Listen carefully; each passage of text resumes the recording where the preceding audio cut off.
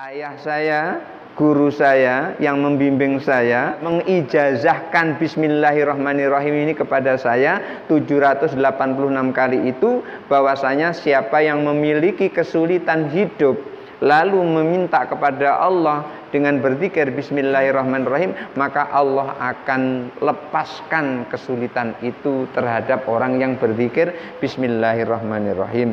Itu orang tua saya sudah mengijazahkan ke saya. Orang tua saya bernama Kiai Zainuddin. Dia adalah alumni Pondok Pesantren Lirboyo yang seangkatan dengan Gus Maksum, yang pencipta pagar Nusa, silatnya orang NU, itu seangkatan dengan beliau. Assalamualaikum warahmatullahi wabarakatuh.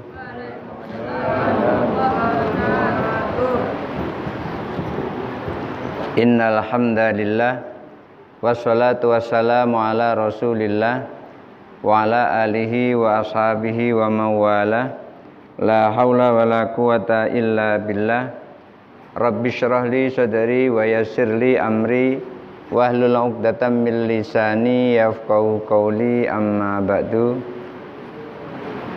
Bapak Ibu hadirin hadirat jamaah salat subuh yang dirahmati Allah, kembali kita bertemu dengan kitab Tuhfatul Murid ala Jauharit Tauhid karya Imam Baijuri yang mensyarah atau memberi khasyiah terhadap kitab Jauharut Tauhid karya Syekh Ibrahim Al-Laqani. Beliau setelah bersusah payah mencurahkan segala kesungguhannya sehingga kita bisa memahami karya dari Syekh Ibrahim Al-Laqani. Beliau beri nama dengan Tuhfatul Murid. Tuhfah itu artinya hadiah, murid itu artinya orang yang ingin, orang yang berkehendak, orang yang menginginkan sesuatu.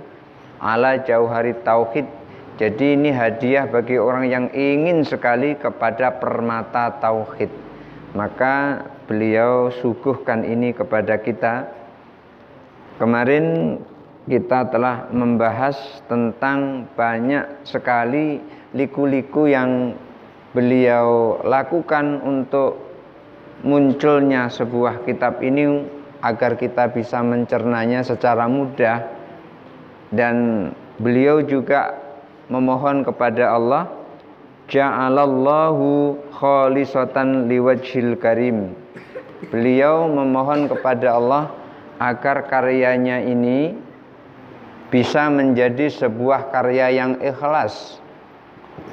Karya ikhlas itu seperti apa? Karya ikhlas itu adalah karya yang tidak mengharapkan apa-apa kecuali dari Allah. Makanya disebut ikhlas itu adalah iradatullahi ta'ala. Orang ikhlas itu adalah orang yang ia kehendaki semata-mata hanya Allah. Yang lain mau ngata begini, yang lain mau ngata begitu, nggak peduli. Yang penting Allah mengatanya baik. Itu orang ikhlas. Tapi lebih jauh dari ikhlas itu adalah orang jujur. Karena di dalam ikhlas itu perlu jujur, perlu sidqon, perlu jujur. Tapi jujur itu tidak perlu kepada apa-apapun. Karena jujur itu luar dan dalam sama. Itu orang jujur itu luar dan dalamnya sama. Kalau dia mengatakan amantu billah, aku beriman kepada Allah, memang betul-betul ia buktikan imannya kepada Allah itu sehari-hari.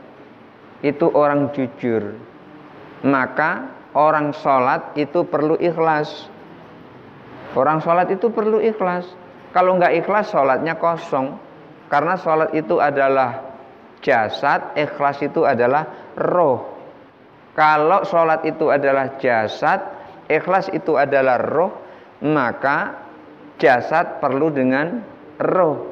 Kalau jasad tidak ada roh, namanya mayit. Jasad nggak ada roh, namanya mayit. Roh nggak ada jasad, namanya hantu. Roh nggak ada jasad. Nah, ini jasad ada roh, roh ada jasad. Itu yang normal. Ada roh, ada jasad, orang senang mendekat. Tetapi nggak ada roh, ada jasad, orang biasanya nggak berani dekat-dekat. Jasadnya ada, rohnya nggak ada. Maka yang normal adalah ada roh, ada jasad. Orang sholat adalah jasad, ikhlas adalah roh. Oleh karena itu supaya sholat kita hidup, maka sholat kita ada roh, ada jasad, ada roh. Ikhlas yang disebut di sini itu perlu dengan jujur. Kenapa kok begitu? Karena orang yang sholat itu kadang-kadang tidak jujur. Ikhlas tapi nggak jujur. Apa buktinya ikhlas? Ketika ditanya ngapain sholat subuh? Menjalankan perintah Allah. Orang yang menjalankan perintah Allah itulah orang ikhlas. Orang ikhlas itu orang yang menjalankan perintah Allah. Jadi menjalankan perintah itu melaksanakan sholat subuh karena Allah. Makanya tadi kita waktu sholat tadi niatnya adalah lillahi ta'ala. Kan begitu ujungnya. Usolli fardhu subahi rak'ataini mustaqbilal kiblati adaan ma'muman lillahi ta'ala. Itu bukti kalau kita menjalankan perintah Allah. Sholat kita bukan karena siapa-siapa, tapi karena Allah. Tapi itu pun kadang-kadang ada yang tidak jujur. Bagaimana tidak jujur? Fisiknya, jasadnya sholat, tapi hatinya kadang-kadang, apalagi kalau mau lebaran, ini sudah beli sendal baru, sholat subuh, begitu sholat subuh, jasadnya ada waktu sholat, rohnya pergi ke tempat sandal baru tadi. Itu artinya nggak jujur kita, nggak jujur. Orang sholat menghadap Allah, kok bisa hatinya lari dari hadapan Allah? Itu namanya orang yang tidak jujur. Inilah nanti kemudian ada namanya disebut dengan makna ittisal wal infisal. Asalnya orang sholat itu infisal, kemudian dengan nyambungnya kepada Allah maka menjadi ittisal. Itulah yang disebut dengan makna takhalli, kemudian makna tajalli. Baik, Bapak Ibu hadirin yang dirahmati Allah, Imam Baijuri itu mengharapkan dari kitab ini agar kitab ini menjadi karya yang ikhlas. Itu tadi panjang kali penjelasan ikhlas ya. Yang dimaksud beliau, keikhlasannya ini nanti akan membantu beliau pada saat menghadap Allah Subhanahu wa taala. Wa nafa'a biha kullaman talaqqaha biqalbin salim. Lalu beliau juga berharap mudah-mudahan kitab ini akan bermanfaat bagi orang yang bertalaki dengan hati yang sungguh-sungguh, dengan hati yang memang betul-betul hati yang salim, hati yang betul-betul menginginkan ilmu Allah, bukan mempelajari tapi untuk mencari celah bagaimana cara menjatuhkan, bukan begitu, tetapi mempelajari untuk dipakai bekal ibadah kepada Allah Subhanahu wa taala. Beliau berdoa seperti itu. Mudah-mudahan ini bermanfaat bagi orang yang sungguh-sungguh mempelajarinya. Wal marju mimman atla'a 'alaiha. Lalu beliau juga berharap, diharapkan bagi orang yang mentelaah, mengkaji ulang kitab ini, ayang dura ilaiha nadra i'tidarin, agar orang yang mentelah itu memandangnya, melihatnya dengan penglihatan yang dadanya lapang. Artinya dewasa melihatnya, bukan melihat mencari kesalahan, tapi melihat di dalamnya itu kalau ada salah nanti ditutupi kesalahannya, kemudian dibetulkan kesalahannya. Wa yajurru ala ma fiha minal hafwati adyalal astari. Lalu beliau menyampaikan kalau ada orang yang mentelaah kitab ini, mentelaahlah dengan hati yang lapang. Kemudian kalau ada yang salah, tariklah kesalahan itu, tapi dengan adyalal astar, dengan cara menutupi kesalahan kalau ada yang salah. Jangan kalau ada yang salah itu terus dibuka-buka gitu. Ini sebetulnya memberikan pembelajaran kepada kita.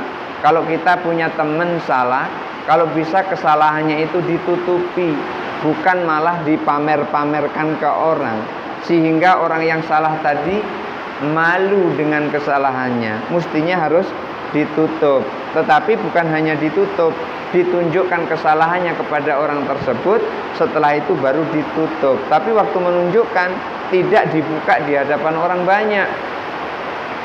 Kan kadang-kadang ada membenarkan atau orang salah kemudian salahnya itu ingin dibenarkan, tapi membenarkannya di hadapan orang banyak. Kalau itu orang biasa nggak apa-apa. Kalau levelnya sudah level guru, level ustadz, level ulama, ada salah dibuka-buka di hadapan jamaah, itu kan membuat malu. Yang seperti itu yang tidak diinginkan oleh beliau. Oleh karena itu, kalau terjadi kesalahan di dalam kitab ini, diharapkan agar dibetulkan, akan tetapi ditutupi kesalahannya, jangan sampai dibuka-buka. Kenapa? Fasitru min syiyamil kiram. Orang yang suka menutup aib orang lain itu adalah kebiasaan orang-orang mulia. Jadi untuk melihat orang mulia atau tidak mulia itu, lihat ketika ada orang salah dibuka atau malah ditutup. Kalau malah dibuka, disampaikan kemana-mana, maka itu sesungguhnya bukan orang yang kiram, bukan orang yang mulia. Tetapi ketika melihat salah orang kemudian ditutup kesalahannya itu, itulah yang disebut dengan orang yang mulia. Orang mulia itu menutup kesalahan orang agar ia tidak malu di hadapan orang lain. Ketika ada orang menutup aib orang lain, maka aibnya akan Allah tutup. Kita ini sebetulnya banyak sekali aib, cuman Allah tutupi aib kita, sehingga kita ini sepertinya kayak orang baik begitu. Padahal kalau kita melihat diri kita sendiri, tertawa kita ini. Allah yang menutup aib kita. Kenapa? Karena kita menutup aib orang lain, sehingga ketika kita tutup aib orang lain, Allah juga menutup aib kita. Wa ida'atul aurati min da'bil li'am. Dan orang yang suka mengumbar aib orang lain itu adalah kebiasaan orang-orang yang buruk, orang-orang yang jahat. Orang jahat itu biasanya dia suka membuka aib orang lain. Wallaha as'alu. Ini namanya maf'ul muqaddam. Objeknya didahulukan daripada fi'il dan fa'ilnya. Fi'il fa'ilnya as'alu, tadi maf'ulnya didahulukan. Wallaha as'alu, dan kepada Allah lah aku bermohon. Wa nabiyahu atawassalu, dan kepada nabinya aku bertawassul, kata beliau. Antuhalla mahallal qabul. Aku bermohon kepada Allah agar kitab ini menempati sebuah tempat yang diterima oleh Allah Subhanahu wa ta'ala. Maksudnya mudah-mudahan kitab ini diterima oleh Allah Subhanahu wa ta'ala, diterima oleh kita semua, dan diterima oleh Allah Subhanahu wa ta'ala sebagai amalnya. Innahu khairu ma'mul. Sesungguhnya Allah itu adalah sebaik-baik tempat bersandar, tempat bergantung. Wa akramul mas'ul, dan Allah adalah semulia-mulianya tempat untuk meminta. Inilah yang disampaikan dalam muqaddimah Syekh Imam Baijuri. Wa ana asra'u fil maksud. Lalu beliau menyampaikan, baiklah aku akan langsung sampai kepada maksud di dalam kitab Jauharut Tauhid, yaitu kitab Tuhfatul Murid ala Jauharit Tauhid.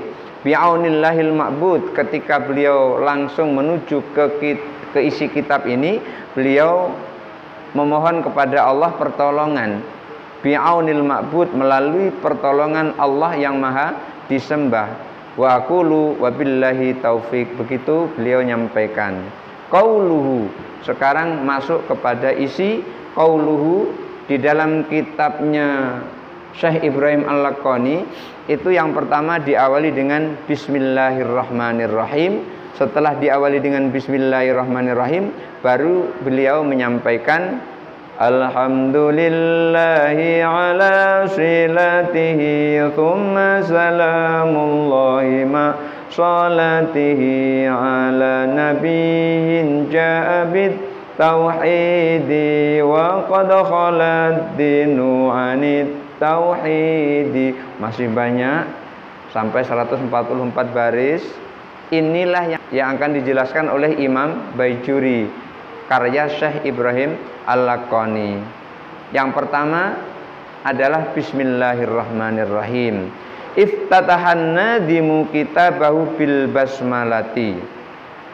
Penyusun kitab ini memulai kitabnya dengan Bismillahirrahmanirrahim, baru Alhamdulillahi ala silati dan seterusnya. Tapi diawali dengan Bismillahirrahmanirrahim. Tsumma bilhamdalati. Lalu beliau menyusul kitab ini setelah Bismillahirrahmanirrahim langsung dengan hamdalah, memuji Allah. Bismillah kemudian baru memuji Allah. Makanya Bismillahirrahmanirrahim, Alhamdulillahi ala silatihi. Jadi Bismillahirrahmanirrahim dulu baru Alhamdulillah. Kenapa kok beliau menyusunnya seperti itu? Iktidaan bil kitabil azizi. Karena mengikuti Al-Quran. Al-Quran itu diawali dengan Bismillahirrahmanirrahim, kemudian Alhamdulillahi Rabbil Alamin. Itu Al-Quran seperti itu. Kalau Al-Quran diawali dengan Alhamdulillahi Rabbil Alamin, nggak ada Bismillahnya, itu lain Al-Qurannya. Al-Quran itu selalu diawali dengan Bismillahirrahmanirrahim. Kalau nggak percaya nanti boleh dibuka Al-Quran. Awalnya yang pertama apa? Pasti Bismillahirrahmanirrahim. Kemudian bawahnya Alhamdulillahi Rabbil Alamin. Beliau mengikuti Al-Quranul Karim fibtidai bihima fit tartibit tauqifi. Al-Quranul Karim, di dalam Al-Quran itu permulaannya adalah diawali dengan keduanya. Diawali dengan Bismillahirrahmanirrahim, kemudian disusul dengan Alhamdulillahi Rabbil Alamin. Kok begitu? Karena Rasulullah memang menetapkan seperti itu. Jadi nggak bisa dinalar-nalar lagi. Itu ketentuan Rasulullah Shallallahu Alaihi Wasallam. Seperti kalau ada orang bertanya, kenapa salat subuh cuma 2 rakaat, kan baru seger-segernya, baru tidur. Itulah ketentuan Rasulullah, itu namanya tauqifi. Kalau sudah tauqifi itu nggak bisa lagi ditanyakan, karena itu adalah ketentuan Allah yang disampaikan kepada Rasulullah. Rasulullah menyampaikannya kepada kita melalui para sahabat-sahabatnya. La annahuma awwaluma unzila.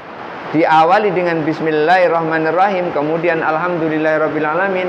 Itu bukan berarti keduanya itu adalah ayat yang pertama turun. Bukan begitu. Bukan itu. Tetapi ini mengikuti apa yang disampaikan oleh Rasulullah Shallallahu Alaihi Wasallam. Kalau seperti itu, fa innahu khilafun ma fis sahihil Bukhari wa ghairihi fi ibtida'il wahyi. Kalau seperti itu, fa innahu khilafun, itu berarti bertentangan. Bertentangan dengan apa? Ma fis sahihil Bukhari. Bertentangan dengan apa yang disampaikan di dalam kitab Sahih Bukhari. Bagaimana kitab yang ada di Sahih Bukhari? Di situ disebutkan yang pertama turun itu bukan Bismillahirrahmanirrahim, bukan. Ayat yang pertama turun bukan Bismillah, kemudian Alhamdulillah, bukan begitu. Wa ghairihi, dan juga di dalam kitab-kitab yang lainnya disebutkan bahwasanya yang pertama turun bukan Bismillah, bukan Alhamdulillah. Ini dibahas di dalam Ibtida'il Wahyi, di dalam bab permulaan wahyu turun. Min anna awwala ma unzila Iqra. Tetapi di dalam kitab Sahih Bukhari dan yang lainnya, dalam bab permulaan wahyu turun, yang pertama turun itu adalah bukan bismillahirrahmanirrahim, alhamdulillahirrahmanirrahim, tapi yang pertama turun adalah Iqra bismi rabbikal ladzi khalaq. Itu yang pertama turun. Wa qad naqala Abu Bakrin At-Tunisi. Abu Bakar At-Tunisi ini mengutip, apa yang dikutip? Ijma'a ulama'i kulli millatin. Abu Bakar At-Tunisi ini mengutip ijma' ulama. Ijma' ulama itu berarti ulama sepakat. Apa yang dikutip? Kulla millatin. Yang dikutip adalah setiap agama. Abu Bakar At-Tunisi mengutip kitab-kitab para ulama seluruh agama yang Allah berikan kitab kepada nabi-nabinya. Beliau menyampaikan bahwasanya annallaha subhanahu wa ta'ala iftataha jami'a kutubihi bi bismillahirrahmanirrahim, bahwa Allah itu memulai kitab-kitabnya itu seluruhnya diawali dengan bismillahirrahmanirrahim. Kitab Zabur diawali dengan bismillahirrahmanirrahim. Kitab Taurat diawali dengan bismillahirrahmanirrahim. Kitab Injil diawali dengan bismillahirrahmanirrahim. Walaupun bunyinya mungkin tidak persis, tapi isinya seperti itu. Isinya adalah bismillahirrahmanirrahim. Apa alasan Syekh Ibrahim Al-Laqani mengawali kitab ini dengan bismillahirrahmanirrahim? Alasannya adalah pertama, mengikuti Al-Quran. Yang kedua, wa'amalan bi khabarin. Yang kedua, mengamalkan hadis Nabi. Karena hadis Nabi itu menyuruh kita mengawali dengan bismillahirrahmanirrahim. Apa itu? Kullu amrin dzibalin la yubda'u fihi bi bismillahirrahmanirrahim fahuwa abtar. Beliau mengamalkan ini. Kullu amrin dzibalin, setiap perkara, setiap urusan dzibalin yang memiliki kepentingan, la yubda'u fihi bi bismillahirrahmanirrahim, tidak diawali dengan bismillahirrahmanirrahim, fahuwa abtar, maka perkara itu, urusan itu, amal itu terputus, seperti binatang yang terputus buntutnya. Binatang sebagus apapun, segemuk apapun sapi, kalau ekornya terputus, boleh nggak dipakai untuk kurban?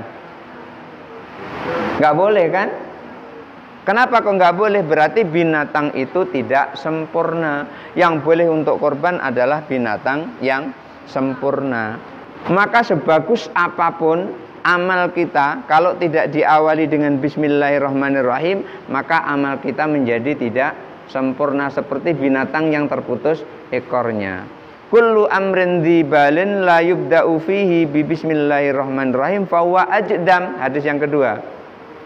Setiap perkara yang baik, setiap perkara yang penting yang tidak diawali dengan bismillahirrahmanirrahim, fahuwa ajdam, maka perkara itu seperti binatang yang terkena penyakit judam.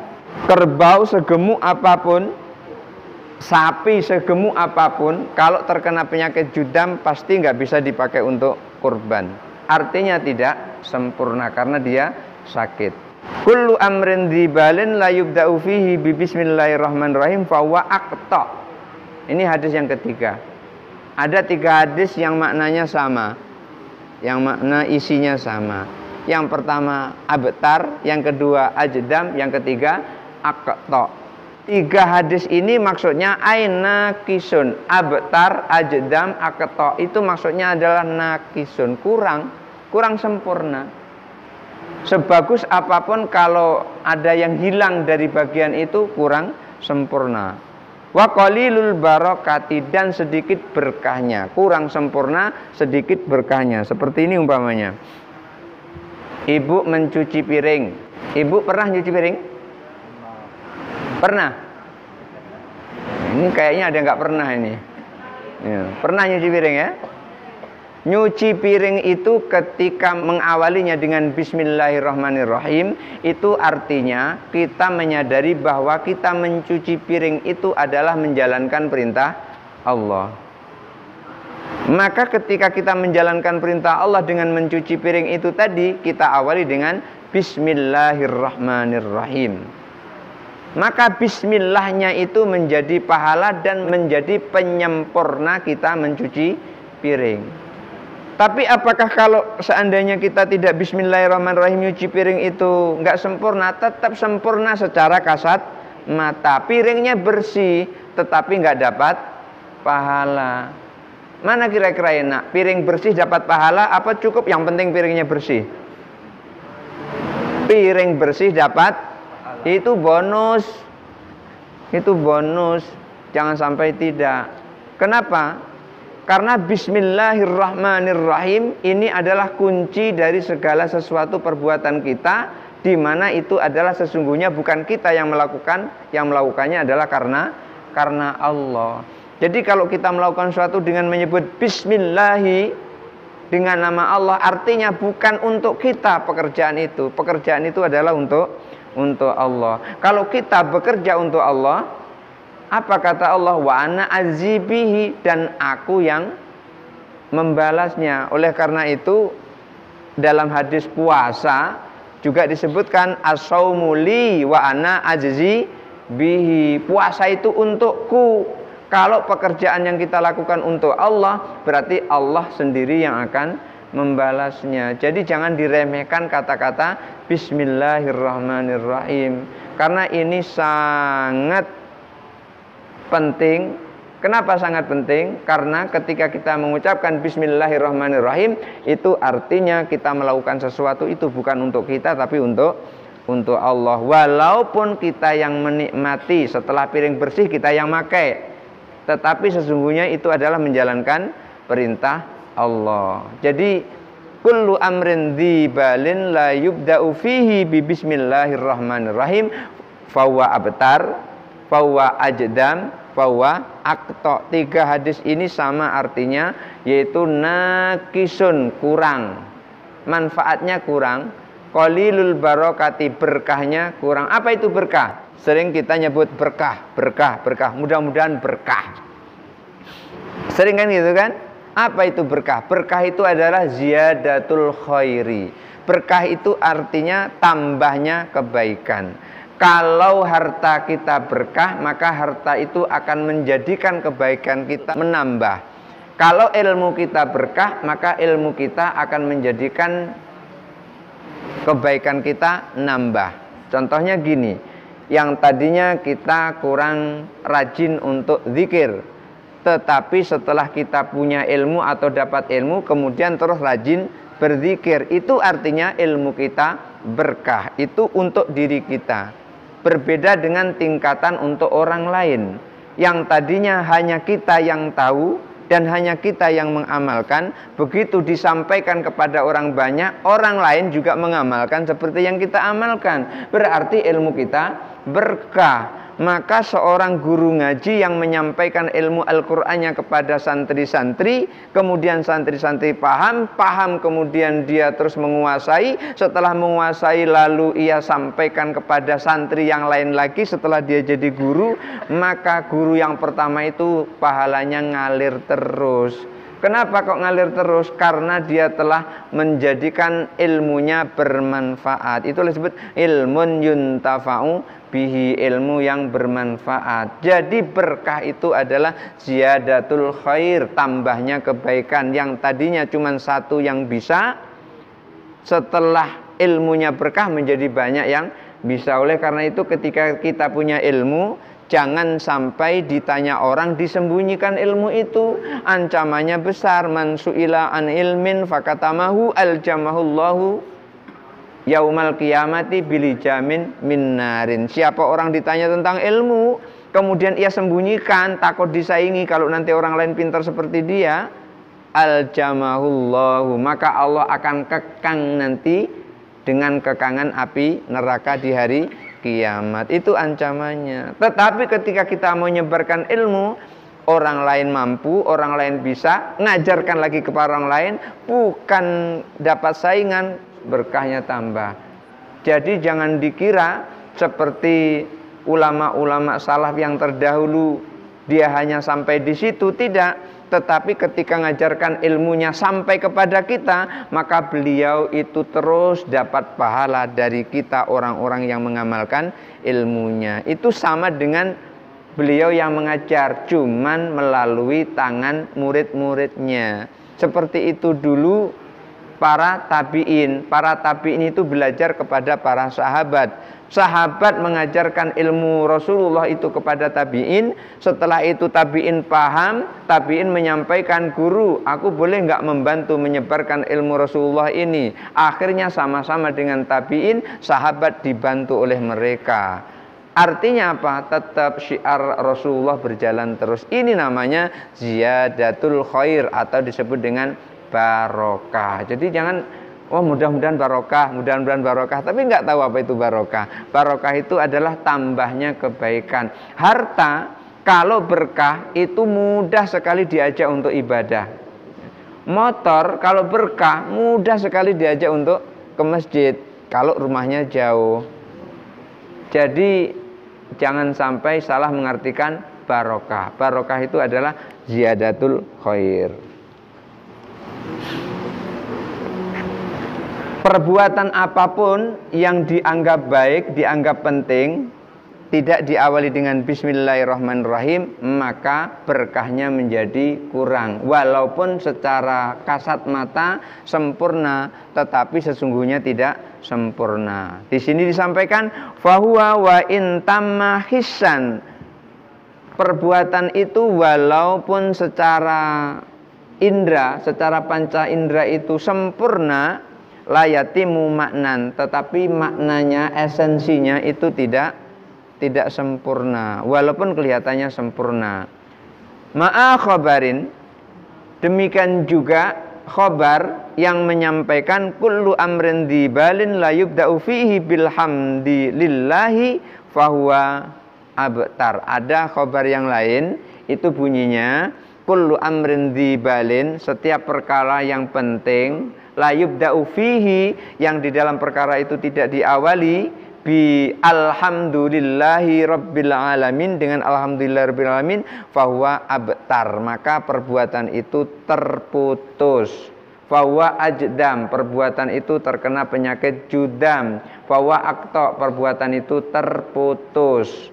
Jadi ini ada dua hadis. Yang pertama, kullu amrin dibalin la yubda'u fihi bi bismillahi fahuwa abtar, fahuwa ajdam, fahuwa akto. Hadis yang kedua, kullu amrin dibalin la yubda'u fihi bilhamdillahi au bil alhamdulillahi rabbil alamin fahuwa abtar, fahuwa ajdam, fahuwa akto. Ada dua hadis itu beliau amalkan ini. Oleh karena itu beliau menyampaikan pertama bismillahirrahmanirrahim, kemudian alhamdulillahi rabbil alamin, diawali dengan kedua-duanya itu. Lalu beliau jelaskan wal muradu bil amri, yang dimaksud dengan perkara atau masalah atau perbuatan itu adalah ma ya'umul qaulu, itu pada umumnya ucapan. Kal qiraati, seperti membaca kitab. Maka tadi kita membaca kitab sebelumnya sudah kita mulai dengan bismillahirrahmanirrahim, dan bahkan kadang-kadang kita awali dengan surah Al-Fatihah. Itu saking kurangnya kalau hanya bismillah, itu mau semuanya. Maksud dari perkara ini adalah umumnya ucapan, seperti membaca Al-Quran. Bapak Ibu membaca Al-Quran kan diawali dengan bismillahirrahmanirrahim. Kan itu, membaca Al-Quran diawali dengan bismillahirrahmanirrahim. Walaupun bagus bacaan Al-Qurannya, tidak diawali dengan bismillahirrahmanirrahim, seakan-akan kedengarannya sempurna, tapi makna di dalamnya tidak sempurna karena tidak diawali dengan bismillahirrahmanirrahim. Apalagi yang dimaksud dengan perkara tadi itu, atau yang dimaksud dengan perbuatan itu, wal fi'lu, seperti perbuatan, bekerja, perbuatan kita atau pekerjaan kita. Kat ta'lifi, karena beliau ini kerjaannya adalah nyusun kitab, maka disebutkan kat ta'lifi, seperti menyusun kitab. Maka menyusun kitab ini harus diawali dengan bismillahirrahmanirrahim. Bapak Ibu yang punya toko, waktu membuka toko diawali dengan bismillahirrahmanirrahim. Yang suka ngojek sebelum berangkat diawali dengan bismillahirrahmanirrahim. Niatnya adalah menjalankan perintah Allah. Maka kalau diawali seperti itu, maka perbuatan kita menjadi sempurna. Insya Allah nanti kita teruskan dengan makna dzibalin. Apa itu yang dimaksud dengan dzibalin? Baik, kalau ada yang mau bertanya dipersilahkan, nanti dibantu oleh Ustadz Hafiz. Baik, Bapak Ibu Pemirsa yang dirahmati Allah Subhanahu wa taala. Kemudian tadi materi disampaikan Ustaz kita yang sangat luar biasa, masih di akhir mukadimah kitab yang dibahas beliau pada hari ini. Alhamdulillah sudah tuntas mukadimahnya, sekitar 3 kali 4 kali pertemuan baru tuntas mukadimah kitab ini. Alhamdulillah sudah membahas tentang masalah ikhlas dan masalah bismillah dan juga masalah-masalah yang lain yang sudah kita simak dengan bersama-sama tadi disampaikan oleh beliau kepada kita semuanya. Dan sekarang Bapak Ibu kita masuk sesi diskusi, sharing, tanya jawab dengan Ustaz kita seputar materi dibahas atau juga seputar masalah-masalah yang Bapak Ibu hadapi. Jadi kita buka sesi diskusi dan jawab, diawali dari ibu-ibu dulu, boleh? Kalau ada sudah siap pertanyaannya, ditulis nggak apa-apa. Ditulis juga ada apa-apa. Lebih enak malahan. Kalau ibu belum siap, dari bapak dulu. Nah, Pak Erik Perdana, silakan. Bapak kau lebihnya tua. Oh iya. Ayo, maaf Pak. Nampak. Betul. Lagi. Bismillah. Halo kamu. Assalamualaikum warahmatullahi wabarakatuh. Waalaikumsalam warahmatullahi wabarakatuh. Taurat itu diajarkan oleh Orang lain dari mana Pak? Enggak, pakai mic. Pakai mic, Pak. Pakai mic. Nah. Assalamualaikum warahmatullahi wabarakatuh. Waalaikumsalam warahmatullahi wabarakatuh. Bila Taurat, Mbak, yang ditanyakan gagasan itu kepada umat siapa? Kita Taurat, gagasan kepada umat siapa? Mohon penjelasannya. Iya. Taurat, Taurat kepada siapa itu ya? Iya. gagasan kepada siapa? Mohon penjelasan. Iya. Terima kasih. Assalamualaikum warahmatullahi wabarakatuh. Waalaikumsalam warahmatullahi wabarakatuh. Baik, kitab Taurat itu diturunkan untuk siapa? Beda dengan Al-Quran. Kalau Al-Quran diturunkan kepada seluruh umat. Setelah Nabi Isa alaihissalam, kemudian Allah kirim Nabi Muhammad sallallahu alaihi wasallam, Allah turunkan kitab Al-Quran, maka kitab Al-Quran itu adalah untuk seluruh umat yang ada di muka bumi ini yang hidup pada zaman Rasulullah SAW sampai sekarang. Itu Al-Quran. Tetapi kitab Taurat itu untuk siapa? Kitab Taurat itu diturunkan kepada Nabi Musa alaihissalam. Karena kitab Taurat itu untuk Nabi Musa alaihissalam, artinya kitab itu diturunkan kepada Nabi Musa alaihissalam, ya sudah barang tentu kitab itu ditujukan kepada Bani Israel. Sementara itu Bani Israel itu kan mulutnya nggak mau berhenti kalau tanya. Ketika di dalam Al-Quran disebutkan disuruh memotong sapi, karena kan ada orang meninggal waktu itu, supaya jelas, maksudnya supaya jelas yang membunuh siapa, Allah perintahkan untuk memotong sapi. Begitu disuruh memotong sapi, nanya masih, sapi yang harus kita potong itu yang seperti apa? Sapi jantan atau sapi betina? Masih tanya seperti itu. Sudah jelas, dikatakan lagi, lalu warnanya apa? Ditanya lagi, warnanya apa? Warnanya itu yang kekuning-kuningan, yang kalau dipandang itu menyejukkan mata, enak dipandang. Masih nanya lagi yang seperti itu. Kira-kira ini sudah dipakai untuk membajak sawah atau belum? Nah, masih banyak nanya. Itulah disebut dengan Bani Israel. Kalau disuruh itu banyak sekali pertanyaan. Perintah cuma satu, potong sapi, selesai kan? Tetapi pertanyaannya, sapinya seperti apa, laki-laki atau perempuan, warnanya seperti apa, sapinya pernah bekerja atau belum. Ini gawe Bani Israel. Jadi kalau ada orang yang banyak nanya, yang nggak ketentu arah nanyanya itu, biasanya orang sebut Bani Israel biasanya. Biasanya begitu. Jadi maaf, bukan maksudnya seperti itu, bukan, ini cuman kebiasaan ketika ada orang nanya yang nggak tentu arah, yang tujuannya itu ingin nyusahkan gitu, itu biasanya orang sebut dengan Bani Israel. Jadi ketika Nabi Musa ingin mengadili siapa yang membunuh orang itu, maka Allah perintahkan supaya memotong sapi. Untuk apa? Sapi ini setelah dipotong, nanti lidahnya diambil dan dipukulkan kepada si mayat itu. Maka si mayat itu akan bangun dengan izin Allah dan menceritakan, itu loh yang membunuh aku, kira-kira begitu. Itu ada di dalam surah Al-Baqarah. Taurat itu adalah diberikan kepada Nabi Musa alaihissalam, dan Nabi Musa alaihissalam diutus kepada umat namanya Bani Israel. Coba ya. Ya, lanjut kepada Pak Erik. Waalaikumsalam warahmatullahi wabarakatuh.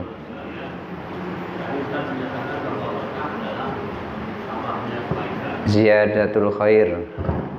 Kalau misalnya seorang penulis, waktu penulis kitab atau sebagainya, dia memerlukan royalti atau hak intelektual, apakah itu juga mendapatkan keberkahan?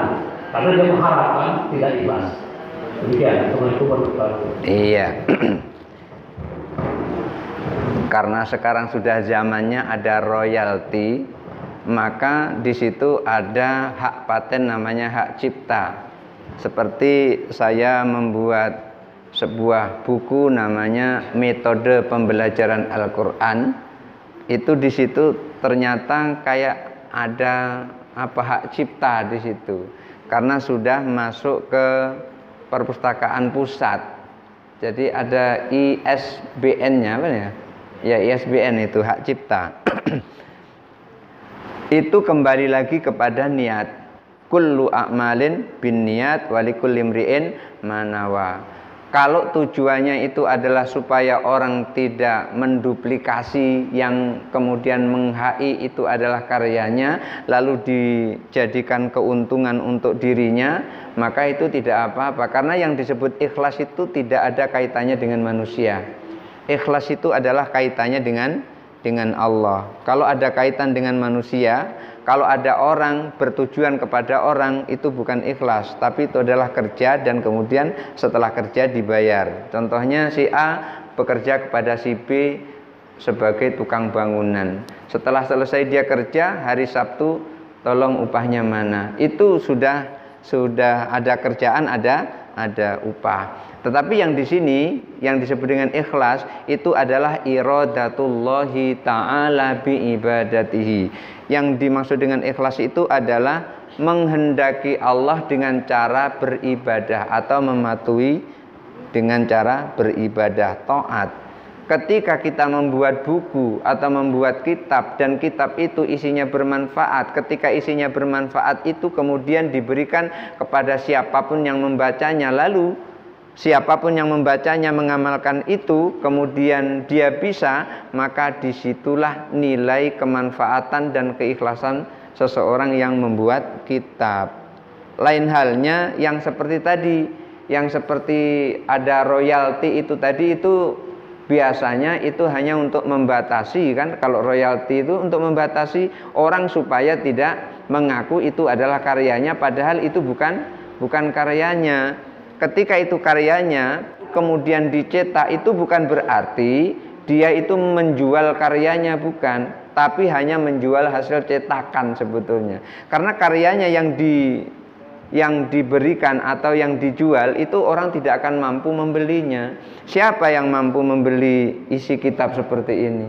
Nggak ada yang mampu membeli karena tidak bisa dinilai dengan uang. Ini sangat berharga. Kalau ilmu itu bisa dinilai dengan uang, yang pintar adalah orang yang kaya. Orang miskin tidak pintar. Ternyata Imam Syafi'i dari kalangan yang sangat miskin menjadi seorang yang sangat alim, yang sangat pintar.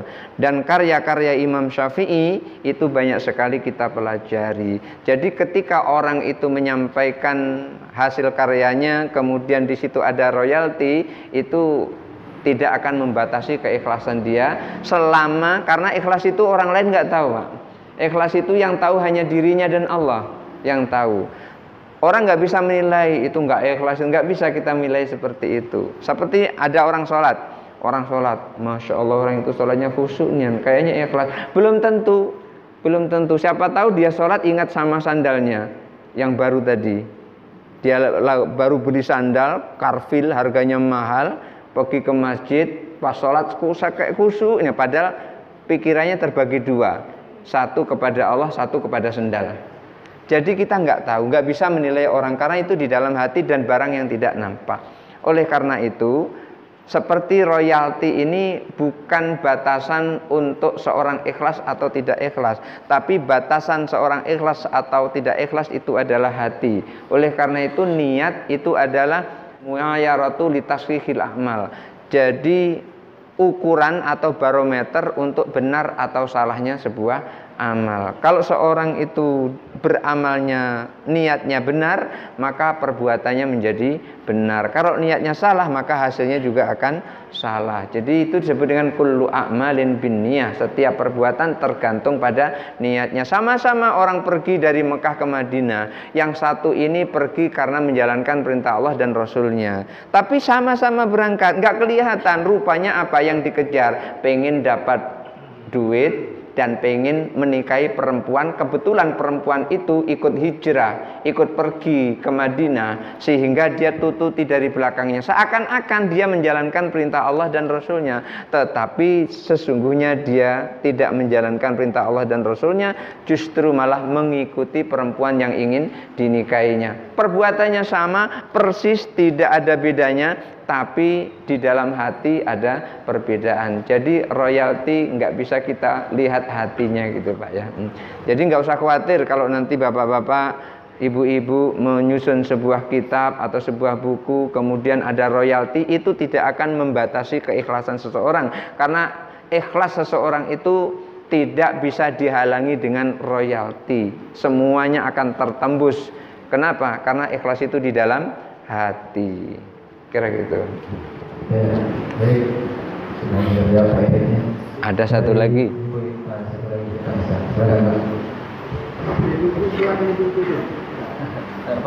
Assalamualaikum warahmatullahi wabarakatuh. Waalaikumsalam warahmatullahi wabarakatuh. Tadi Ustaz membaca hadis tentang Bismillah, kullu amrin billahi La yubda'u fihi Bismillahirrahmanirrahim, bahwa abtar, bahwa abda, bahwa akta, fahuwa ajdam, fahuwa akta, fahuwa akta. Nah ini mungkin bisa juga dijelaskan dari Ustaz. Lalu kamu kami golput, lalu mana tuh? Oh gitu. Kadang-kadang makan Bismillah, lalu lapar puasa Ustaz. Dengan Bismillah kan. Aduh, dan Tuhan. Gitu. Assalamualaikum warahmatullahi wabarakatuh. Waalaikumsalam warahmatullahi wabarakatuh. Aduh, dah jalan keluarnya. Aduh.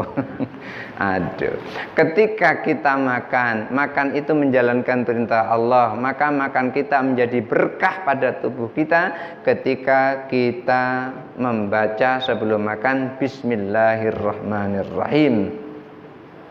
Maka ketika seseorang lupa membaca Bismillahirrahmanirrahim itu, kapan dia ingat? Ketika ingatnya di pertengahan makan, bacalah Bismillahirrahmanirrahim. Tetapi lebih sempurnanya adalah Bismillahi awwaluhu wa akhiruhu. Kalau kita sudah selesai, Udah makan habis 2 piring gitu, baru iya belum basmalah. Langsung aja bismillahi awaluhu wa akhiruhu. Jadi semuanya kita serahkan kepada Allah di awal dan akhirnya. Kenapa? Karena memang bismillah ini Masya Allah luar biasa bismillah itu. Dan bismillah itu juga lah yang mengantarkan saya bisa menunaikan ibadah haji. Itu bismillahirrahmanirrahim. Saya meyakini itu. Jadi waktu saya susah dulu mau menyelesaikan S2, itu saya terputus, nggak punya biaya, saya zikir bismillahirrahmanirrahim 786 kali setiap malam. Setelah itu 6 bulan selesai saya berzikir kayak gitu, mulailah aktivitas sehari-hari, dimulai ngajar ngaji. Ketemulah dengan orang Cina, nama Islamnya namanya Haji Abdul Halim Nazar. Muridnya Beh, orang nyebut Beh, itu orang dari Mersam. Abdul Halim ya. Ini Abdul Halim Nazar. Jadi di situ setelah saya ngajar kurang lebih 1 tahun, ditawari, Ustadz mau nggak berangkat haji? Siapa yang tidak mau? Langsung saya jawab mau. Apa yang terjadi? Yang terjadi saya dikasih cek 25.600.000 waktu itu tahun 2002. Langsung saya bawa pulang, cek, pula ketemu di jalan ada merek rumah dijual. Saya belum punya rumah, saya masih ngontrak, rumah dijual. Besoknya ketemu lagi, Pak Haji boleh nggak ini aku belikan rumah? Oh nggak boleh Ustadz, kalau Ustadz nggak mau berangkat haji kembalikan ceknya. Daripada mubazir cek itu dikembalikan, tetap saya daftar haji. Akhirnya saya daftar haji di Bank Mandiri 24.900.000, masih susuk. 1.600.000 itu saya berikan orang rumah, istri, saya berikan istri untuk jaga-jaga di rumah. Itulah awalnya dari bismillahirrahmanirrahim. Tujuannya adalah supaya S2 saya selesai. Rupanya Allah berikan jalan lain, saya diberangkatkan haji. Kemudian setelah di multazam berdoa, ya Allah aku rumah belum punya, duit ini dipakai untuk haji, beri aku rumah 1. Yang kedua, ya Allah kawan-kawan sudah diangkat jadi PNS, aku belum. 2, 3, ya Allah punya anak aku 2 meninggal terus, berikan aku anak yang hidup, yang umurnya panjang, begitu. 3, ya Allah S2 aku ini kok nggak selesaikan ya. Begitu banyak sekali doa itu. Ya Allah naik haji ini ternyata enak, ya Allah kirim aku ke sini lagi untuk menunaikan ibadah haji. Semuanya dikabulkan oleh Allah.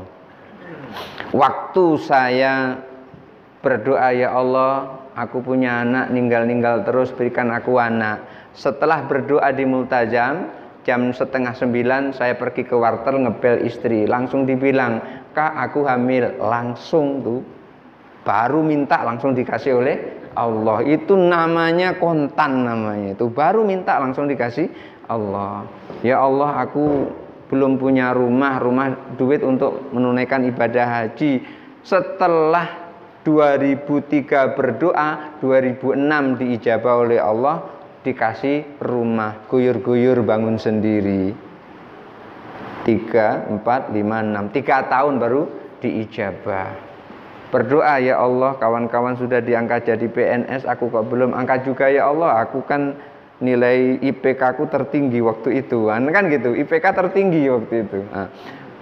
2003, 4, 5, 6, 7, 8 5 tahun baru diijabah. Ngelamar PNS nggak pernah lulus, akhirnya disuruh bikin surat, langsung keluar SK-nya tanpa tes. Itu terjadi tahun 2008. Kemudian minta pergi haji 2003, 4, 5, 6, 7, 8, 9, 10, 11, 12 9 tahun baru berangkat lagi. Gimana ceritanya? Ada kawan bilang, Tat, ayo kita ikut tes. Tes apa? Tes jadi petugas haji. Kalau ngajak saya, daftarkanlah saya. Mana SK awalnya mana? Saya kasihkan gitu. Akhirnya kami ikut tes. Kawan yang ngajak tidak lulus, saya lulus.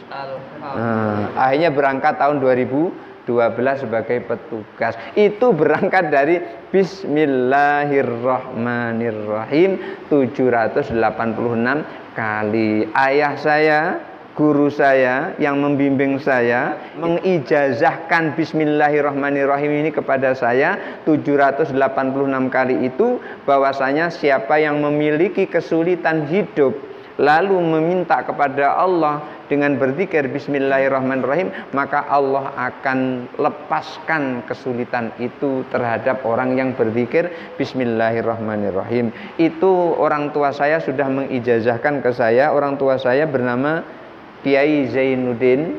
Dia adalah alumni Pondok Pesantren Lirboyo yang seangkatan dengan Gus Maksum, yang pencipta pagar Nusa, silatnya orang NU, itu seangkatan dengan beliau itu. Alhamdulillah sekarang masih sehat, umur 82 tahun. Kemarin sempat stroke, tetapi ngobati sendiri karena memang di pondok belajar pengobatan.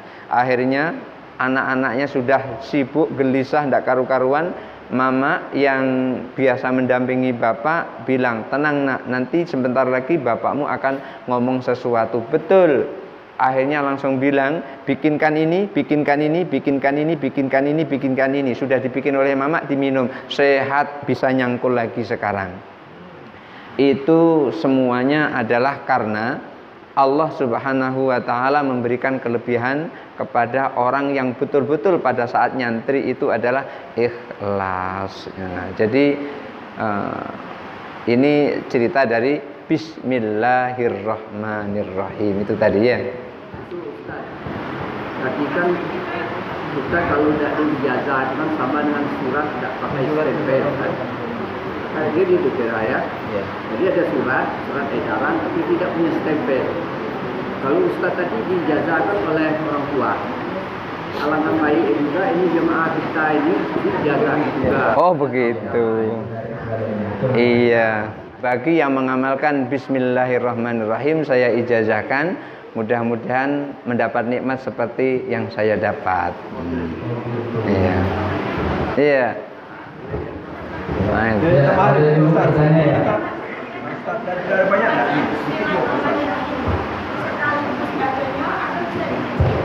oh gitu. Membaca Bismillahirrahmanirrahim itu sekaligus atau bisa dicicil. Yang saya alami itu sekaligus, kurang lebih memakan waktu 20 menit. Jadi kita duduk saja 20 menit dulu. Nggak banyak kok, cuman Bismillahirrahmanirrahim. Itu masih banyak membaca surah Yasin sebanyak 3 kali. Masih banyak surah Yasin baca 3 kali, masih lama itu. Jadi Bismillahirrahmanirrahim 786 kali itu kurang lebih sekitar 20 menit. Tapi bacanya agak cepat. Bismillahirrahmanirrahim, Bismillahirrahmanirrahim, Bismillahirrahmanirrahim, Bismillahirrahmanirrahim. Begitu. Jangan Bismillahirrahmanirrahim. Itu lama kayak gitu. Jadi biasa Bismillahirrahmanirrahim, Bismillahirrahmanirrahim, Bismillah, cepat yang seperti itu. Nggak nyampe, paling-paling kurang lebih sekitar 20 menit. Jadi nggak usah dicicil. Tapi kalau memang beratnya dicicil juga nggak apa-apa. Iya. Misalnya ibu memiliki anak yang kurang nurut dengan orang tua, bacakan Bismillahirrahmanirrahim. Nanti Allah bimbing untuk nurut itu. Iya. Iya. Ini benar itu Ustaz. Masalah Bismillah itu. Mana ketentuannya harus 786. Oh gitu. Di mana ketentuannya? Bapak Ibu, Al-Quran itu ketika kita membaca sesuatu, itu kita tidak akan tahu manfaatnya kalau belum pernah dicoba oleh ulama terdahulu.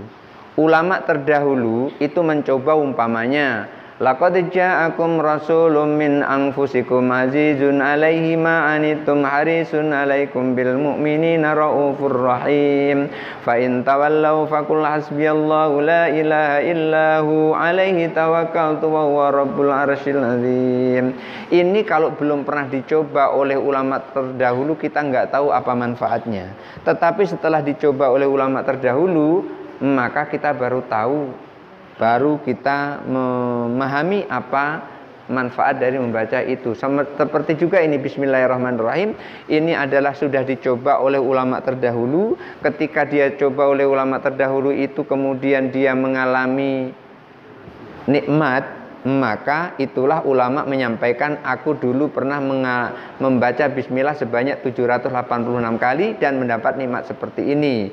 Lalu di bawah disimpulkan, siapa yang membaca bismillahirrahmanirrahim 786 kali, maka kesulitannya akan dihilangkan oleh Allah. Bagaimana dengan ayat 1000 dinar? Nah, ayat 1000 dinar itu istilah saja itu.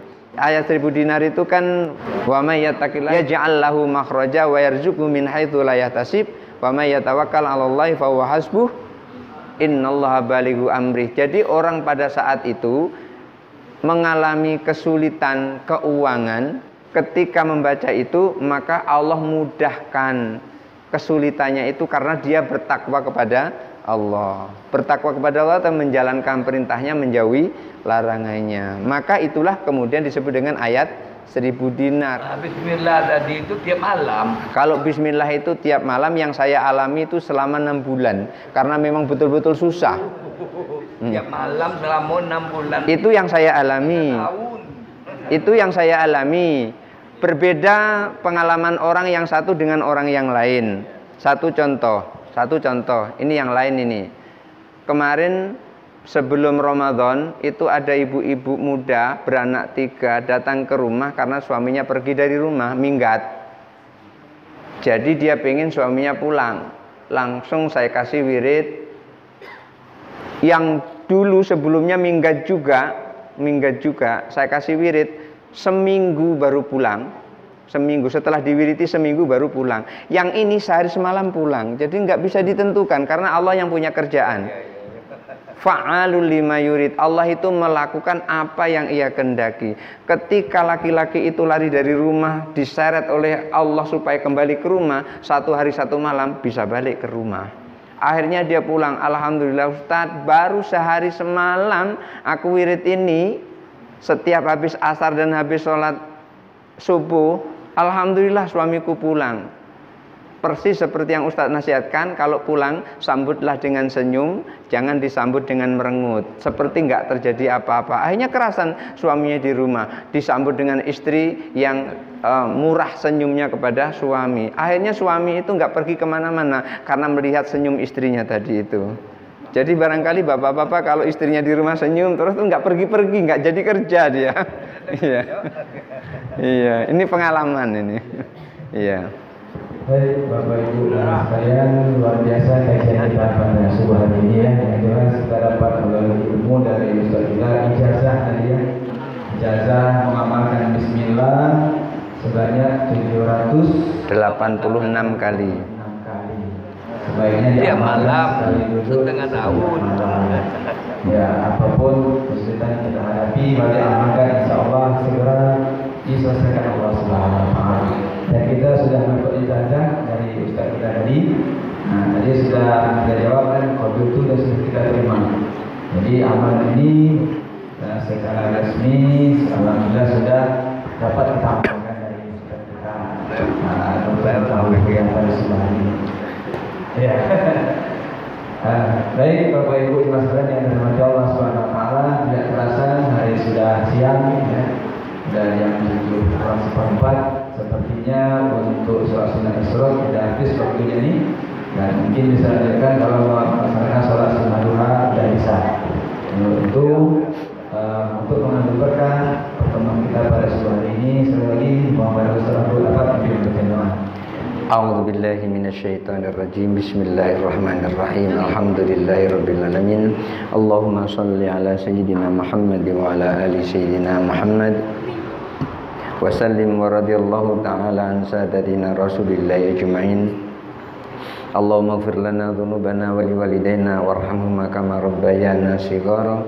Allahumma nawwir qulubana bi nuri hidayatika kama nawwartal arda bi nuri syamsika wa qamarika abadan abada.